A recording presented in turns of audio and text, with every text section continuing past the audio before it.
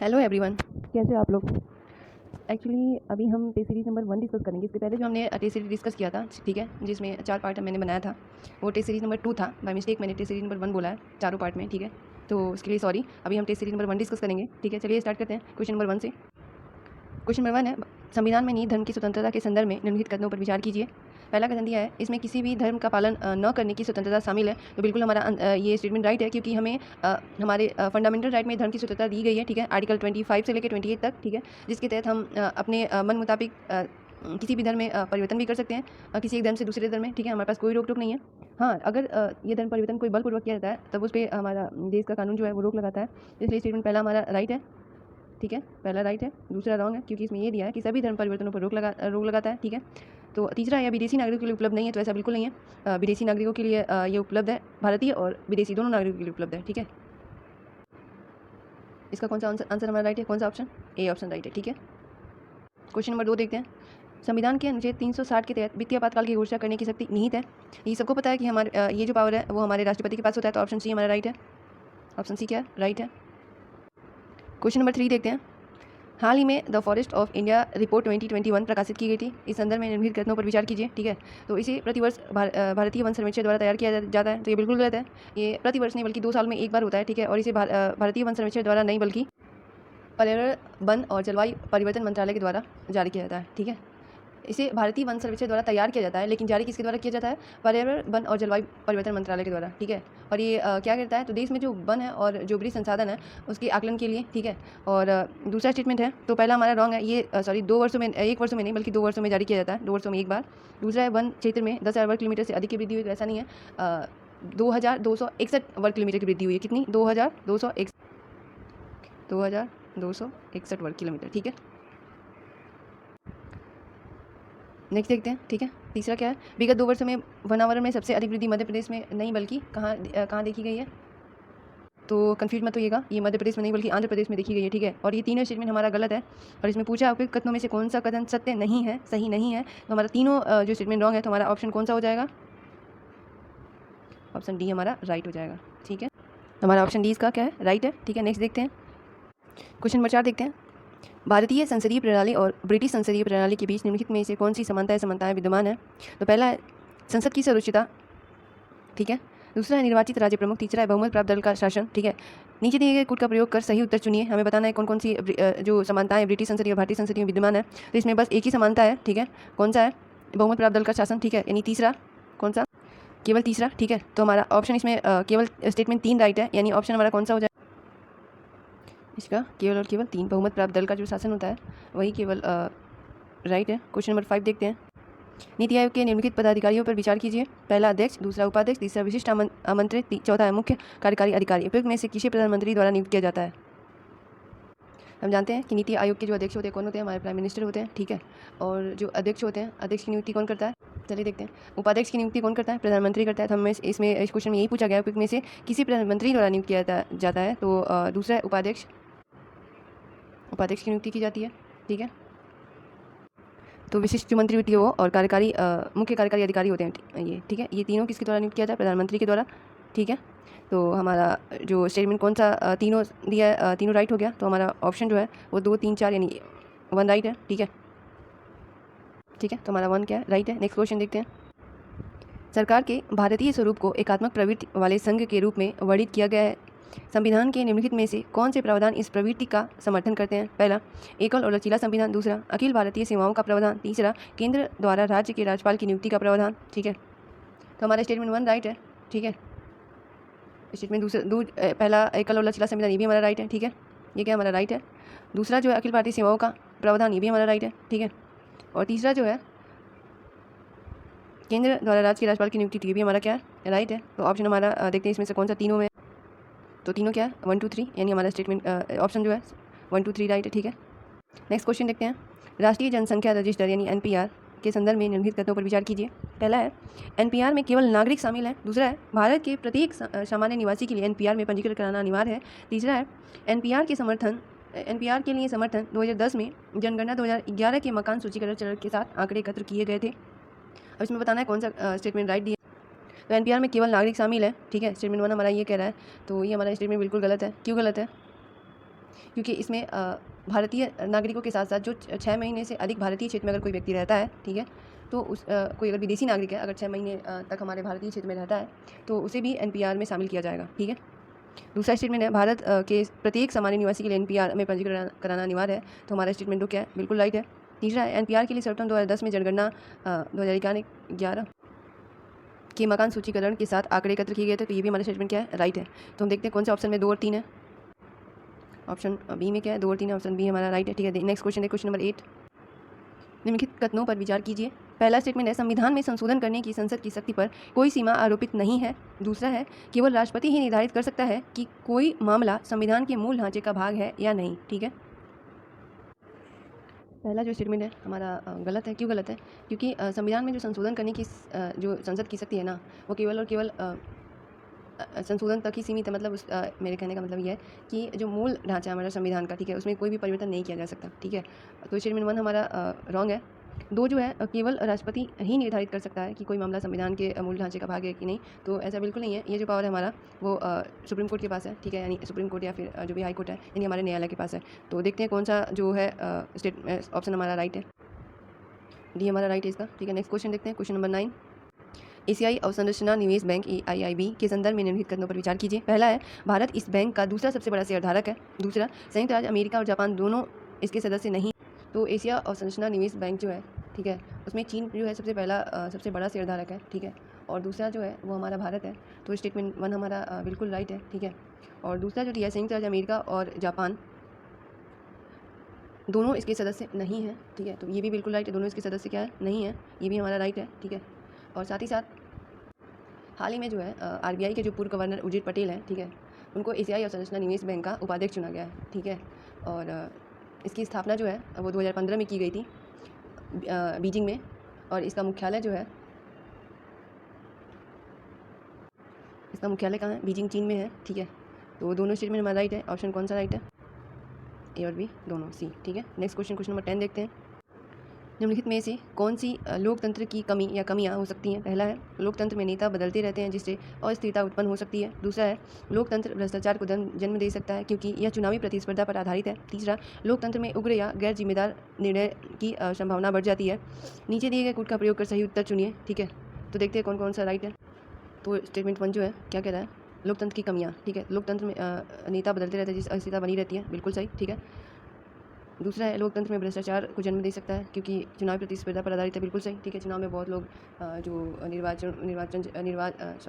Election जब आता है तो बहुत सारे पैसे खर्च होते हैं, ठीक है, अपराधीकरण बढ़ जाता है चुनावी प्रतिस्पर्धा के कारण। तीसरा जो है, लोकतंत्र में उग्र या गैर जिम्मेदार निर्णय की संभावना बढ़ जाती है। तो ये बिल्कुल नहीं है। लोकतंत्र एक ऐसा संगठन है, या बोल सकते हैं, जिसमें जो निर्णय लेने की जो संभावना है ना, बेहतर ढंग से लिया जाता है, बेहतर निर्णय लेने की संभावना में वृद्धि होती है, ठीक है। तो हमारा जो 3 है वो गलत है, कमियों में नहीं आएगा, ठीक है। ये हमारे लोकतंत्र के गुण।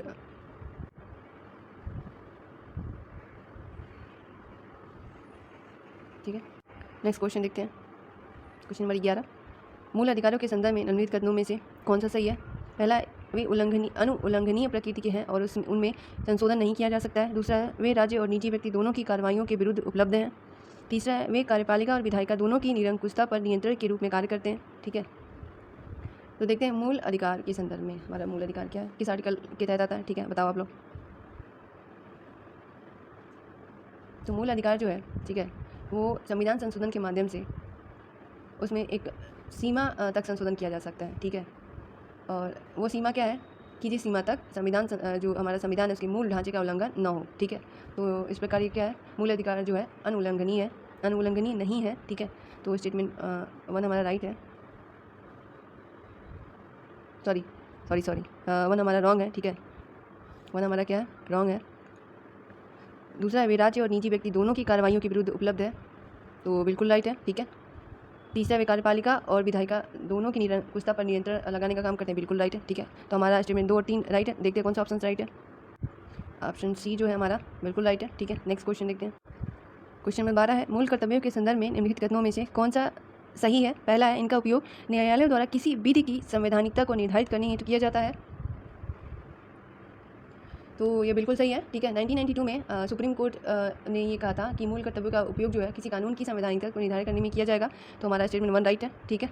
दूसरा जो है इन्हें संसद द्वारा विधि निर्माण के माध्यम से लागू किया जाता है, तो ये भी हमारा स्टेटमेंट बिल्कुल राइट है, ठीक है। तो हमारा ऑप्शन जो देखते हैं कौन सा ऑप्शन सी हमारा राइट है, ठीक है, दोनों। नेक्स्ट क्वेश्चन देखते हैं। संविधान में अपनाई गई भारतीय पंथ निरपेक्षता की निम्नलिखित में से कौन सी विशेषता या विशेषताएं हैं? पहला है, धर्म एक व्यक्तिगत विषय है तथा राज्य द्वारा इसमें कोई हस्तक्षेप नहीं किया जाता है। दूसरा है, किसी भी नागरिक को धर्म या जाति के आधार पर राज्य के किसी भी शैक्षणिक संस्थान में प्रवेश से वंचित नहीं किया जा सकता। तीसरा है, प्रत्येक धार्मिक संप्रदाय को बिना किसी प्रतिबंध के धर्मार्थ संस्थानों की स्थापना और पोषण का अधिकार है। तो स्टेटमेंट 1 हमारा गलत है, ठीक है। धर्म एक व्यक्तिगत विषय नहीं है और राज्य द्वारा इसमें कोई हस्तक्षेप नहीं किया जाता, ऐसा बिल्कुल नहीं है। अगर बलपूर्वक ऐसा किया जा रहा है धर्म परिवर्तन, ठीक है, तो जाहिर सी बात है, ठीक है। दूसरा जो है किसी भी नागरिक को धर्म या जाति के आधार पर राज्य में किसी शैक्षिक स्थान पे, तो ये हमारा अब जाते ही बिल्कुल राइट है, ठीक है। तीसरा जो है प्रत्येक धार्मिक संप्रदाय को बिना किसी प्रतिबंध के धर्म संस्थानों की स्थापना और पोषण करने का अधिकार है, ठीक है। तो ऐसा नहीं है, इसमें कुछ प्रतिबंध लगाए जाते हैं, ठीक है। तो हमारा तीसरा भी क्या है, रॉन्ग है। देखते हैं कौन सा ऑप्शन राइट है। ऑप्शन सी हमारा राइट है। नेक्स्ट क्वेश्चन देखते हैं, क्वेश्चन नंबर 14। उच्चतम न्यायालय के निम्नलिखित में से कौन सा वाद मूल अधिकारों और राज्य के नीति निर्देशक तत्वों के बीच टकराव से संबंधित है? पहला दिया है IR कोहिलोवाद 2007, ठीक है। दूसरा दिया है गोलकनाथवाद 1967। तीसरा दिया मेनका गांधीवाद 1978। चौथा मिनर्वा मिल्स वाद 1980। तो जो IR कोहिलोवाद 2007 है, ठीक है, वो 9वीं अनुसूची से रिलेटेड है, ठीक है। तो पहला क्या है, IR कोहिलोवाद 2007 वो 9वीं अनुसूची से रिलेटेड है, तो हमारा गलत हो गया, ठीक है। दूसरा जो दिया है वो गोलकनाथ वाद जो है, ठीक है, ये फंडामेंटल राइट को लेके है, तो ये फंडामेंटल राइट को लेके हुआ था, ठीक है। जो अभी हमने इसके पहले क्वेश्चन किया है कि मूल अधिकार में जो संशोधन है वो एक लिमिट तक किया जा सकता है, वो इन्हीं के बाद में हुआ था, ठीक है। तो ये गलत हो गया, ये हमारा सही हो गया, ठीक है, क्योंकि फंडामेंटल राइट यानी उसमें अमेंडमेंट को लेकर हुआ था, ठीक है। और साथ में साथ जो हमारा प्रॉपर्टी राइट जो था, ठीक है, 31C जो है उसको देखते हैं। नेक्स्ट देखते हैं। मेनका गांधीवाद जो 1978 है, ठीक है, वो आर्टिकल 21 को लेकर हुआ था, ठीक है। तो विधि द्वारा स्थापित प्रक्रिया को अपनाया जाता है हमारे संविधान में आर्टिकल 21 के तहत, ठीक है। तो ये गलत हो गया। चौथा जो है मिनर्वा मिल्स जो वाद है, ठीक है, ये हमारा राइट है, ठीक है। तो हमारा ऑप्शन बी है 2 और 4। क्वेश्चन 15 में, ठीक है, हमारा चारों ही राइट है। संविधान के आर्टिकल 12 के तहत राज्य की परिभाषा में कौन कौन से शामिल है? दिल्ली मेट्रो कॉर्पोरेशन, भारतीय विशिष्ट पहचान प्राधिकरण, नीति आयोग, भारतीय रिजर्व बैंक, ठीक है। क्या है हमारा चारों राइट है, ठीक है। क्वेश्चन नंबर 16 देखते हैं। हाल ही में सुर्खियों में रहा वेडल सागर निम्नलिखित क्षेत्रों में से किसमें अवस्थित है, ठीक है। तो ये न्यूज़ में क्यों था? अंटार्कटिका क्षेत्र में स्थित है ये वेडल सागर में एक विशाल फिश ब्रीडिंग कॉलोनी यानी मत्स्य प्रजनन कॉलोनी की खोज की गई, ठीक है। तो ये अंटार्कटिका में है, तो हमारा इसका आंसर है डी, ठीक है। नेक्स्ट क्वेश्चन नंबर 17 देखते हैं। केंद्रीय सतर्कता आयोग यानी सेंट्रल विजिलेंस कमीशन के संदर्भ में निम्नलिखित कथनों पर विचार कीजिए। पहला है, क्वेश्चन नंबर 17 देखते हैं। पहला स्टेटमेंट है, यह एक संवैधानिक निकाय है। दूसरा, इसके अध्यक्ष और सदस्यों की नियुक्ति राष्ट्रपति द्वारा की जाती है। तो स्टेटमेंट 1 जो है हमारा गलत है, यह एक सांविधिक निकाय है, ठीक है, और इसके अध्यक्ष और सदस्यों की जो नियुक्ति है वो राष्ट्रपति द्वारा की जाती है, ठीक है। दूसरा यानी ऑप्शन हमारा बी राइट है, 17 का बी। नेक्स्ट क्वेश्चन देखते हैं, क्वेश्चन नंबर 18। संविधान के अनुच्छेद 32 के तहत संवैधानिक उपचारों के अधिकार के संदर्भ में निम्नलिखित में से कौन सा सही है? पहला है, इसे किसी भी कार्यपालिका आदेश या विधि की संवैधानिकता का निर्धारण करने के लिए लागू किया जाता है यदि यह प्रत्यक्ष रूप से किसी मूल अधिकार का उल्लंघन करता है। तो स्टेटमेंट 1 हमारा राइट है, ठीक है, ज़्यादा डिस्कस करूँगी बहुत लंबा हो जाएगा। दूसरा है, मूल अधिकारों के प्रवर्तन के मामले में उच्चतम न्यायालय को मूल और अनन्य क्षेत्र प्राप्त है। तो दूसरा हमारा गलत है। क्यों गलत है? क्योंकि मूल अधिकारों के प्रवर्तन के मामले में जो हमारा सुप्रीम कोर्ट है उसका क्षेत्राधिकार मूल तो है लेकिन अनन्य नहीं है, ठीक है। यह जो है आर्टिकल 226 के तहत उच्च न्यायालय के क्षेत्राधिकार की भी समवर्ती है, ठीक है। तीसरा देखते हैं। तीसरा स्टेटमेंट है, यह संविधान की एक मूल विशेषता है और इसे संवैधानिक संशोधन द्वारा भी नहीं हटाया जा सकता। तो ये भी स्टेटमेंट हमारा बिल्कुल राइट है। जो हमारा आर्टिकल 32 है वो संविधान की एक मूल विशेषता है और इसे संविधान द्वारा संशोधन द्वारा भी नहीं हटाया जा सकता, ठीक है। तो ये हमारा स्टेटमेंट राइट है, ठीक है, यानी हमारा आंसर हो गया। तो इसका आंसर हो गया हमारा आंसर सी 1 और 3। नेक्स्ट क्वेश्चन देखते हैं। भारत में संघ राज्य क्षेत्र के गठन हेतु निम्नलिखित में से कौन से कारण उत्तरदायी हैं? पहला, सांस्कृतिक भिन्नताएं, दूसरा सामरिक महत्व, तीसरा जनजातीय लोगों का और चौथा प्रशासनिक महत्व, ठीक है। तो इसका जो आंसर है वो डी है, ठीक है। ये चारों राइट है और राज्य क्षेत्र के गठन के लिए, संघ राज्य क्षेत्र के गठन के लिए जो कारण होता है ये सभी सारे राइट है, ठीक है। डी हमारा आंसर राइट है। क्वेश्चन नंबर 20 देखते हैं, ठीक है। भारतीय संविधान के अनुच्छेद 19 के तहत प्रत्याभूत वाक एवं अभिव्यक्ति की स्वतंत्रता के दायरे में निम्नलिखित में से कौन सा शामिल है, ठीक है। तो मौन रहने की स्वतंत्रता, हड़ताल करने की अधिकार, प्रसारण का अधिकार, सरकारी गतिविधियों के बारे में जानने का अधिकार, ठीक है। तो प्रसारण का अधिकार, ठीक है। मौन रहने की स्वतंत्रता, ठीक है। हड़ताल पर जाने की स्वतंत्रता ये नहीं है, ठीक है।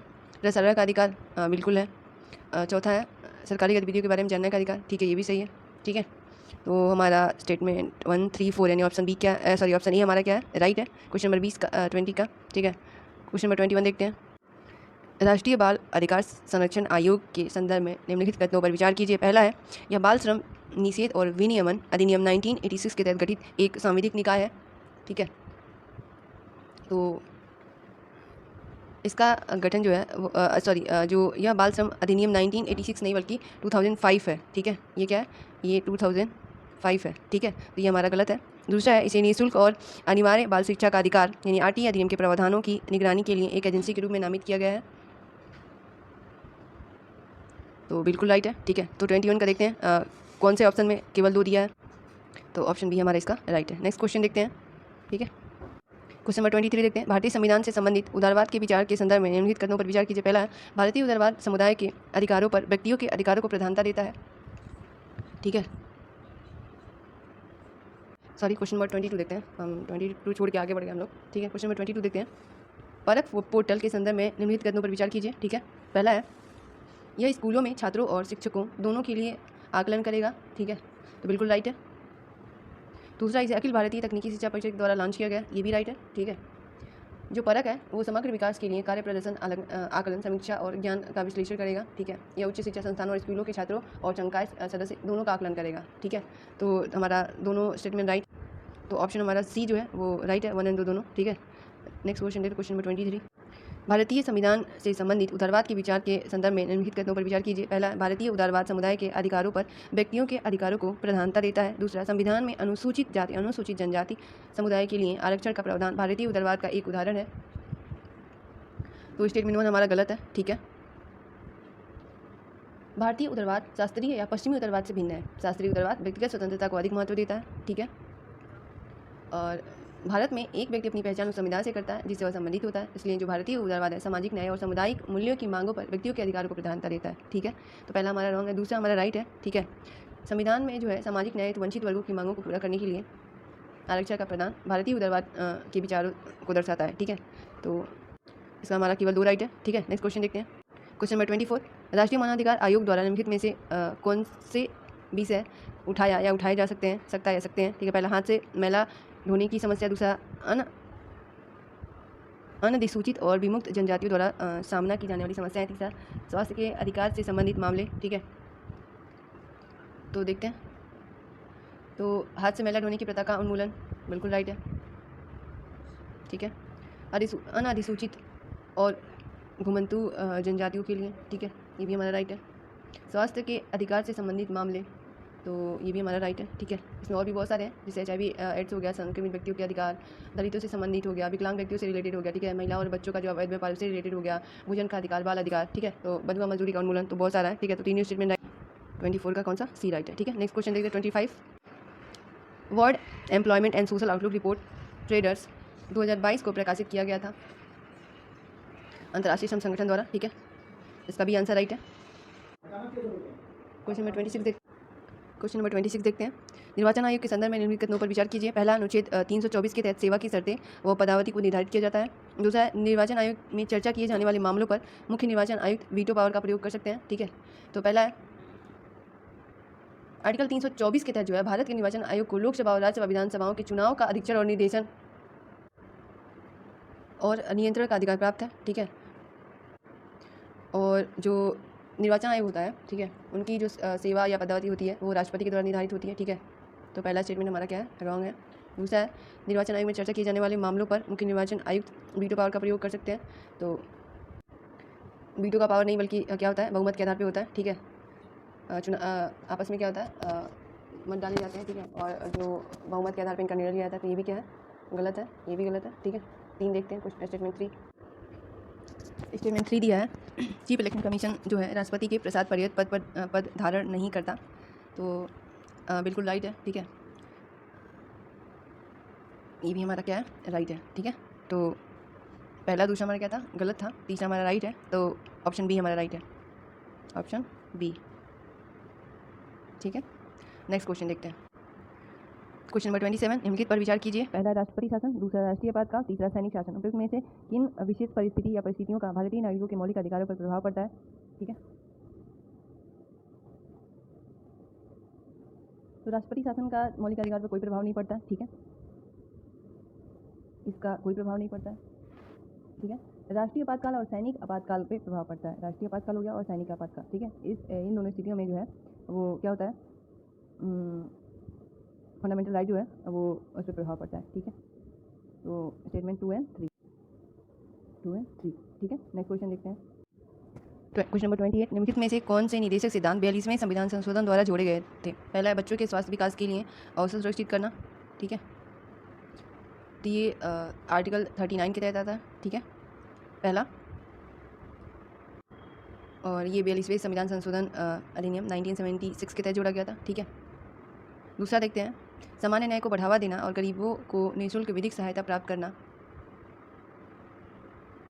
ये भी जो है स्टेटमेंट 2 भी है, वो भी आर्टिकल 39 का ही क्लॉज ए है, ठीक है। उसी में गरीबों को निःशुल्क और विधिक सहायता प्राप्त करने के लिए बताया गया है, ठीक है, 42वें संविधान संशोधन के तहत। तीसरा है आय, प्रतिष्ठा, सुविधा और अवसरों में असमानताओं को कम करना, ठीक है। ये हमारा 44वें संविधान संशोधन अधिनियम के तहत 1978 के तहत किया गया है, आर्टिकल 38 क्लॉज 2। ये बच्चों के स्वास्थ्य विकास के लिए अवसर सुरक्षित करना आर्टिकल 39 में आता है, 42वें संविधान संशोधन के तहत हुआ है। और दूसरा भी है, ये 39 क्लॉज ए के तहत आता है, ये भी 42वें संविधान संशोधन अधिनियम के तहत। तीसरा है आय, प्रतिष्ठा, सुविधाओं और अवसरों की असमानताओं को कम करना, ठीक है, ये 44th अमेंडमेंट के तहत आता है, ठीक है। तो इसका आंसर हो गया हमारा ए, ठीक है। स्टेटमेंट 1 और 2 राइट है। क्वेश्चन नंबर 29 देखते हैं। निम्नलिखित में से कौन राष्ट्रपति के प्रसाद पर्यत पद धारण नहीं करते हैं। पहला महान्यायवादी, ठीक है। दूसरा है नियंत्रक एवं महालेखा परीक्षा। तीसरा है संघ लोक सेवा आयोग के सदस्य। चौथा है मुख्य चुनाव आयोग। तो ये नहीं है, ठीक है, ये प्रसाद पर्यत पे रहते हैं, ठीक है। और जो अटॉर्नी जनरल होता है इनका कार्यकाल संविधान द्वारा निर्धारित नहीं होता है, हमारे संविधान में इसका उल्लेख भी नहीं है। और ये राष्ट्रपति के प्रसाद पर्यत पे रहते हैं, ठीक है। नियंत्रण महालेखा परीक्षा यानी कैग जो होता है वो राष्ट्रपति के प्रसाद पर नहीं होता है। हमारा यूपीएससी के सदस्य वो भी नहीं होते हैं, और मुख्य चुनाव आयुक्त भी नहीं, ठीक है। तो 2, 3, 4 राइट है, ठीक है, 2, 3, 4। क्वेश्चन नंबर 30 देखते हैं। पद्म पुरस्कारों के संदर्भ में निम्नलिखित कथनों पर विचार कीजिए। पहला है पद्म पुरस्कार प्राप्त व्यक्ति को पहले प्राप्त पुरस्कार के 5 वर्ष बाद ही उच्च पुरस्कार दिया जा सकता है। दूसरा है पद्म पुरस्कार समिति की अध्यक्षता कैबिनेट सचिव करते हैं, ठीक है। तीसरा, इस पुरस्कार की घोषणा से पूर्व प्राप्तकर्ता की लिखित सहमति लेने का प्रावधान है। तो पद्म पुरस्कार जो है वो भारत रत्न के बाद जो भारत का सर्वोच्च नागरिक सम्मान है, ठीक है, इसे 1954 में शुरू किया गया था, ठीक है, भारत रत्न को। और इसकी सीमाएँ क्या, इसका 1 और 2 राइट है, ठीक है, 1 और 2 राइट है। पद्म पुरस्कार प्राप्त व्यक्ति को पहले प्राप्त पुरस्कार के 5 वर्ष बाद ही उच्च पुरस्कार दिया जा सकता है, ठीक है। दूसरा, पद्म पुरस्कार समिति की अध्यक्षता कैबिनेट सचिव करते हैं, ठीक है। ये दोनों स्टेटमेंट हमारे इसका राइट है।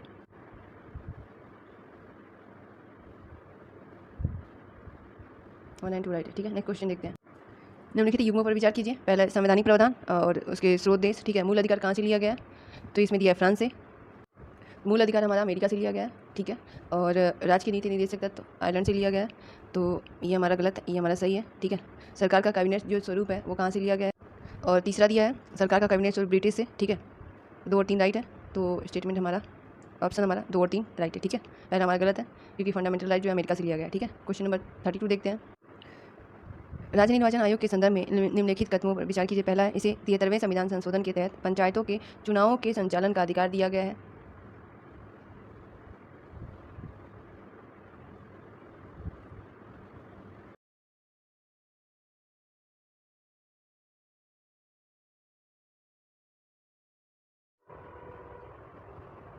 दूसरा स्टेटमेंट दिया है राज्य चुनाव आयोग में पंचायत सीटों के परिसीमन, आरक्षण का और चक्रानुक्रम का कार्य निहित है, ठीक है।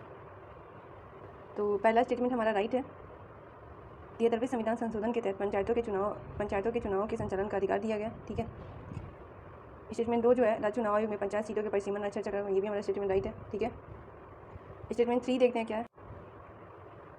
स्टेटमेंट 3 दिया है, राज्य चुनाव आयोग अपनी वार्षिक रिपोर्ट भारत के चुनाव आयोग और राज्यपाल को प्रस्तुत करता है, तो बिल्कुल गलत है। ठीक है, ये क्या हमारा गलत है, पहला राइट है, दूसरा राइट है, तीसरा हमारा गलत है। ठीक है, तो इसका आंसर हो जाएगा हमारा 1 और 2।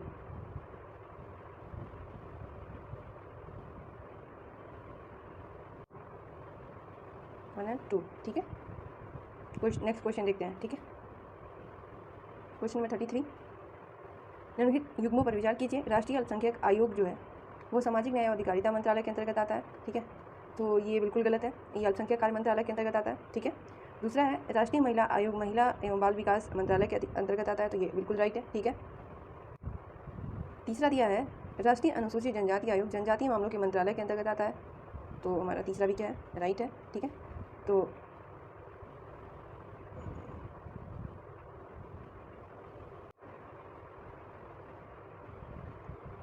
वन रॉन्ग है, दूसरा राइट है और तीसरा राइट है। ठीक है,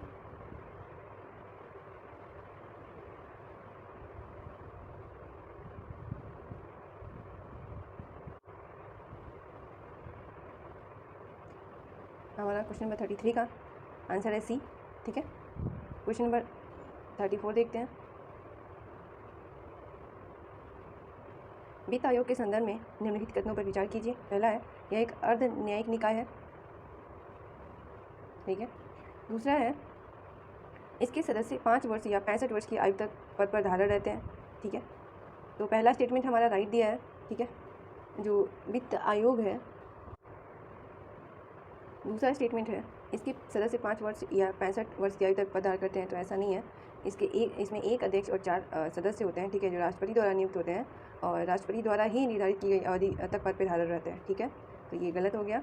और तीसरा हमारा इसके सदस्य पुनर्युक्ति हेतु पात्र होते हैं, तो बिल्कुल राइट है। ठीक है, तो हम देखते हैं कौन सा ऑप्शन में स्टेटमेंट 1 एंड 3 दिया है, तो स्टेटमेंट दिया है 1 एंड 3 हमारा राइट है। ठीक है, क्वेश्चन नंबर 35 देखते हैं। हाल ही में एयरटेल पेमेंट बैंक को आरबीआई द्वारा अनुसूचित बैंक का दर्जा दिया गया है। इस संदर्भ में निम्नलिखित कथनों पर विचार कीजिए।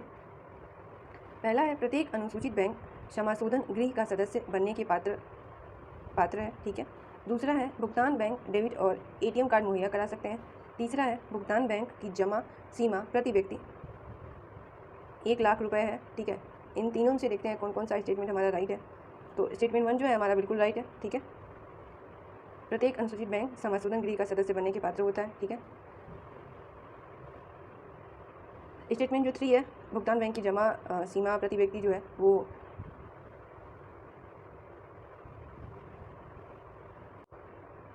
1 लाख नहीं बल्कि 2 लाख है। ठीक है, तो स्टेटमेंट 3 हमारा गलत हो गया। स्टेटमेंट 2 जो है, भुगतान बैंक डेबिट और एटीएम कार्ड मुहैया करा सकते हैं। ठीक है, तो बिल्कुल सही है। तो हम देखते हैं कौन से ऑप्शन में स्टेटमेंट 1 और 2 दिया है। ठीक है, स्टेटमेंट 1 और 2 राइट है। क्वेश्चन नंबर 36 देखते हैं। भारत संविधान का उपयोग उस मूल ढांचे के रूप में करता है जिसके भीतर सरकार संचालित होती है। निम्नलिखित में से कौन सा इसका कारण नहीं है। ठीक है, हमें क्या पूछा है, नहीं है। देखते हैं पहला क्या है, न्यायपालिका और राजनीतिक प्रथाओं ने संविधान के कार्यान्वयन में लचीलापन दर्शाया है। बी है, संविधान का मूल ढांचा हमारे देश के अनुकूल है। सी है, संविधान निर्माता बहुत दूरदर्शी थे और उन्होंने अनेक परिस्थितियों के लिए समाधान प्रदान किया है। डी है, भारत का संविधान एक पवित्र दस्तावेज है और इसे परिवर्तित नहीं किया जा सकता। तो इसका हमारा आंसर हो जाएगा डी। ठीक है, 36 का हमारा आंसर क्या है, डी। भारत का संविधान एक पवित्र दस्तावेज है और इसमें परिवर्तित नहीं किया जा सकता। तो ये हमारा जो इसका कारण जो भी है, भारत संविधान का उपयोग मूल ढांचे के रूप में करता है जिसके भीतर सरकार संचालित है। ठीक है, इसका कारण नहीं है, तो हमारा डी है। ठीक है, क्वेश्चन नंबर 37 देखते हैं। Question number 37। ठीक है, निम्नलिखित में से कौन अपने संबंधित पद पर न रह जाने के पश्चात केंद्र या राज्य के अधीन किसी और पद पर नहीं होता है। ठीक है, पहला है भारत का नियंत्रण महालेखा परीक्षा, दूसरा है भारत का महान्यवादी, तीसरा है संघ लोक सेवा के सदस्य। ठीक है, तो इसमें केवल है बी। ठीक है, सॉरी इसमें है केवल 1। ठीक है, जो अपने अगर पद पे नहीं रहता है, ठीक है, उसके बाद केंद्र और राज्य के किसी भी पद पे नहीं रहने के पात्र होगा, ठीक है, नहीं उनकी नियुक्ति किसी राज्य और केंद्र के पद पे नहीं होगा, ठीक है। भारत और नियंत्रक के महालेखा परीक्षण, ठीक है, ऑप्शन बी हमारा राइट है, ठीक है। अगर जो यूपीएससी के सदस्य हैं, यूपीएससी का जो सदस्य होता है, ठीक है, वो किसी राज्य आयोग के अध्यक्ष के रूप में नियुक्त के लिए पात्र होता है, लेकिन भारत सरकार या किसी राज्य की सरकार के अधीन किसी और पद के पात्र नहीं होता है, ठीक है। तो हमारा स्टेटमेंट 1 राइट है, यानी ऑप्शन बी राइट है, ठीक है। देखते हैं क्वेश्चन नंबर 38। निम्नलिखित कार्यों में से कौन सा राष्ट्रीय अनुसूचित जनजाति आयोग द्वारा किया जाता है या किए जाते हैं, ठीक है। पहला है वन क्षेत्रों में रहने वाली अनुसूचित जातियों को लघु वनोपज के संबंध में स्वामित्व अधिकार प्रदान करने के लिए किए जाने वाले उपायों का सुझाव देना। दूसरा है अनुसूचित जनजातियों को उनके अधिकारों और रक्षोपायों से वंचित करने के संबंध में विनिर्दिष्ट शिकायतों की जांच करना। तीसरा है पंचायत अनुसूचित क्षेत्रों में विस्तार अधिनियम 1996 के प्रावधानों का पूर्ण कार्यान्वयन सुनिश्चित करने के लिए किए जाने वाले उपायों का सुझाव देना, ठीक है। तो इसमें तीनों स्टेटमेंट हमारा राइट है, ठीक है। वन क्षेत्र में रहने वाले ये भी, ऑप्शन स्टेटमेंट 2 भी और स्टेटमेंट 3, ठीक है। हमारा चारों स्टेटमेंट इसका राइट है। 38 का हमारा डी राइट है, ठीक है। बढ़ते हैं क्वेश्चन नंबर 39 की तरफ। निम्नलिखित में से कौन सा यहाँ से भारत के संविधान में शोषण के विरुद्ध अधिकार के रूप में उल्लिखित है? पहला, गिरफ्तारी और निरोध से संरक्षण। दूसरा, कारखानों में बालकों के नियोजन का प्रतिषेध। तीसरा, मानव के दुर्व्यवहार और बलात्श्रम का प्रतिषेध, ठीक है। तो हम सब जानते हैं शोषण के विरुद्ध हमारा कौन सा है? कारखानों में बालकों के नियोजन, ठीक है, ये राइट हो जाएगा। और मानव के दुर्व्यवहार और बलात्श्रम का प्रतिषेध, ठीक है, ये शोषण के विरुद्ध अधिकार है हमारा। गिरफ्तारी और निरोध से संरक्षण जो है वो हमारा आर्टिकल 23 और 24 में है, ठीक है। सॉरी आर्टिकल 19 to 22 में है, स्वतंत्रता के अधिकार में है, ठीक है। और शोषण के विरुद्ध अधिकार हमें 23 और 24 से मिलता है, तो हमारा इसका ऑप्शन हो जाएगा सी, ठीक है, 39 का सी। नेक्स्ट क्वेश्चन देखते हैं, क्वेश्चन नंबर 40। भारत स्वतंत्रता अधिनियम 1947 के संदर्भ में निम्नलिखित कथनों पर विचार कीजिए, या कौन सा कथन सत्य है? पहला है, इसमें प्रावधान किया गया है कि भारत स्वयं भारत स्वतंत्रता अधिनियम 1947 सहित अंग्रेजों द्वारा भारत के संबंध में बनाए गए किसी भी कानून को बदल सकता है, ठीक है, तो ये हमारा बिल्कुल राइट है। दूसरा है, इसके द्वारा भारत के गवर्नर जनरल के पद को समाप्त कर दिया गया, ठीक है, तो ये हमारा गलत है। इस अधिनियम के तहत क्या किया गया था? वायसराय के पद को समाप्त किया गया था, ठीक है, और प्रत्येक डोमिनियन के लिए गवर्नर जनरल का प्रावधान किया गया था, ठीक है, हमारा दूसरा क्या गलत है। तीसरा देखते हैं, हालांकि इसने भारत को स्वतंत्र घोषित कर दिया, लेकिन इसने भारतीय रियासतों पर ब्रिटिश सर्वोच्चता की समाप्ति की घोषणा नहीं की, ठीक है, तो ये हमारा गलत है। इस अधिनियम ने क्या किया था? भारत में ब्रिटिश शासन को समाप्त कर दिया था, ठीक है, तो हमारा ये स्टेटमेंट गलत है। तो देखते हैं कौन सा राइट है। 40 का हमारा ए राइट है, ठीक है। नेक्स्ट देखते हैं क्वेश्चन नंबर 41।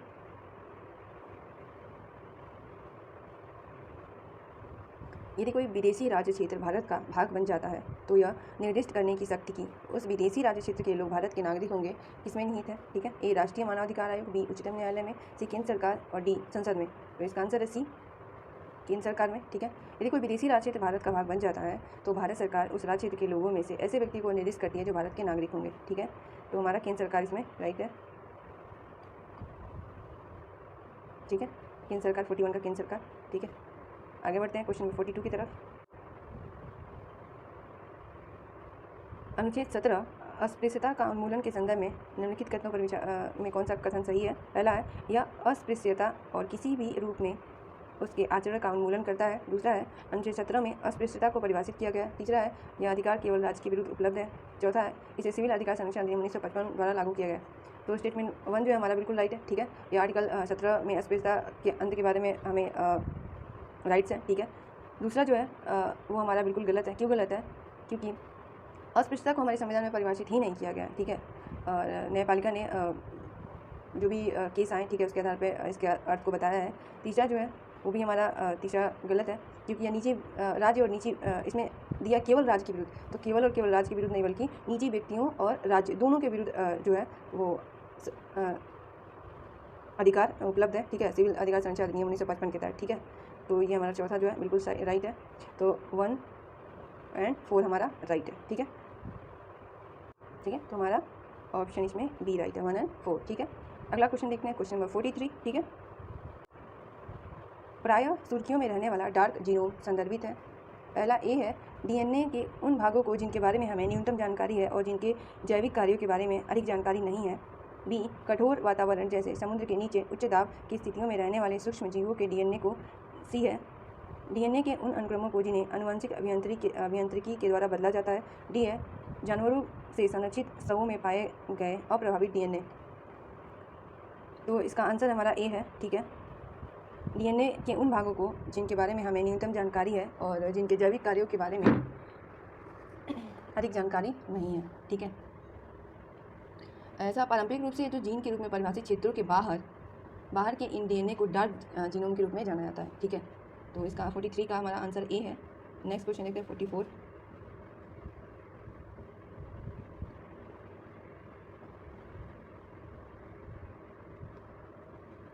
राज्य लोक सेवा आयोग यानी स्टेट पब्लिक सर्विस कमीशन के संदर्भ में निम्नलिखित तथ्यों पर विचार कीजिए। पहला है, आयोग के आदि सदस्य एससी और एसटी और ओबीसी वर्गों के व्यक्ति होने चाहिए। तो स्टेटमेंट 1 हमारा क्या है, गलत है। ठीक है, क्योंकि इसमें जो सदस्य होते हैं, ठीक है, इसमें जो इनकी योग्यता निर्धारित नहीं की गई है। ठीक है, आयोग के सदस्यों की जो योग्यता है वो निर्धारित नहीं है।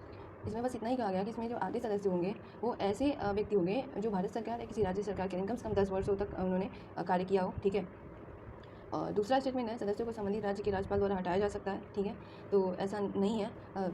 यूपीएससी या फिर स्टेट पीएससी, ठीक है, स्टेट पीएससी किसी भी के सदस्यों को जो हटाने का कार्य होता है वो केवल और केवल राष्ट्रपति द्वारा होता है। ठीक है, राज्यपाल इन्हें नियुक्त कर सकता है लेकिन हटा नहीं सकता, केवल और केवल राष्ट्रपति हटा सकता है। ठीक है, तो सॉरी, इसमें राज्यपाल द्वारा हटाया जा सकता है। तो दोनों गलत है, तो हमारा आंसर है 44 का डी। ठीक है, नेक्स्ट क्वेश्चन देखते हैं, क्वेश्चन नंबर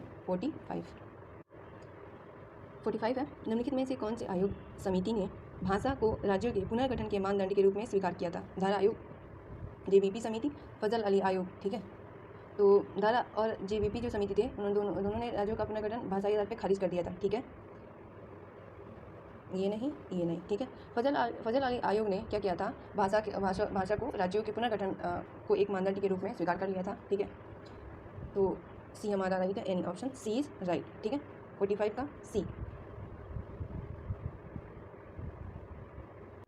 क्वेश्चन नंबर 46 देखते हैं, निम्नलिखित कथनों पर विचार कीजिए। पहला है, राष्ट्रीय मानवाधिकार आयोग, नेशनल ह्यूमन राइट कमीशन और राज्य मानव अधिकार आयोग यानी स्टेट ह्यूमन राइट कमीशन के अध्यक्षों की नियुक्ति भारत के राष्ट्रपति द्वारा की जाती है।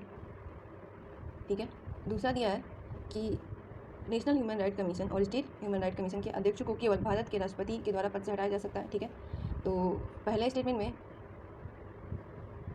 स्टेटमेंट जो है हमारा वो बिल्कुल गलत है, क्योंकि जो राज्य मानव अधिकार है, ठीक है, उनकी नियुक्ति संबंधित राज्य के राज्यपाल द्वारा की जाती है। ठीक है, पहला हमारा गलत हो गया।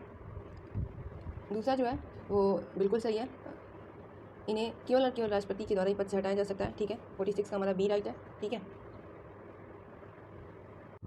क्वेश्चन नंबर 47 देखते हैं, अनुच्छेद 26 के तहत धार्मिक कार्यों के प्रबंधन की स्वतंत्रता का प्रयोग करने के लिए किसी धार्मिक संप्रदाय को निम्नलिखित में से कौन सी शर्तों को पूरा करना आवश्यक है? ठीक है, पहला, विश्वासों की प्रणाली वाले व्यक्तियों का एक समूह होना।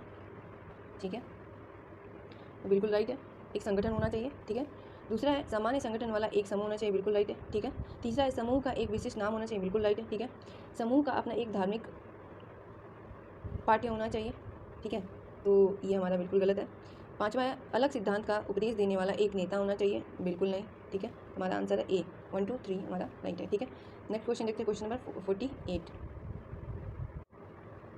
निम्नलिखित में से कौन सा भारत के संविधान के भाग 4 ए के तहत मूल कर्तव्य है? पहला है, वैज्ञानिक दृष्टिकोण और मानवतावाद का विकास करना।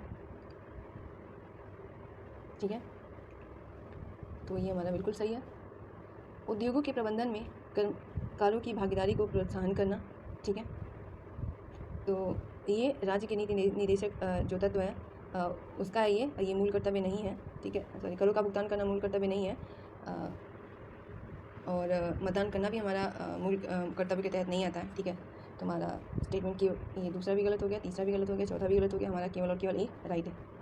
ठीक है, क्वेश्चन नंबर 49 देखते हैं, निम्नलिखित में से कौन सा तत्व न्यायपालिका के विभिन्न निर्णयों द्वारा प्रतिपादित संविधान की मूल संरचना का एक भाग है? पहला है, संविधान का पंथ निरपेक्ष चरित्र। ठीक है, दूसरा है, विधायिका और कार्यपालिका की विवेक शक्तियों का पृथक्करण। ठीक है, तो पहला राइट, दूसरा भी हमारा राइट, तीसरा है, समाजवादी राज्य।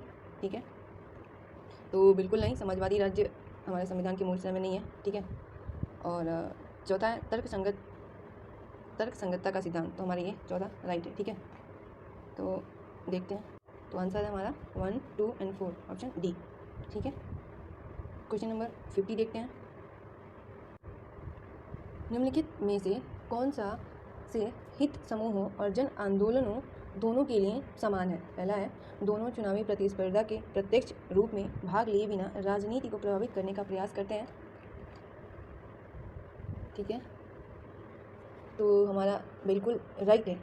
ठीक है, दूसरा है, दोनों का एक ढीला संगठन होता है जहां निर्णय अनौपचारिक और लचीला होता है। ठीक है, तो बिल्कुल गलत है। तीसरा है, दोनों बड़े पैमाने पर स्वतः स्फूर्त जन भागीदारी पर निर्भर होता है। ये भी गलत है हमारा, यानी हमारा स्टेटमेंट केवल 1 राइट है, तो ऑप्शन ए इज राइट। ठीक है।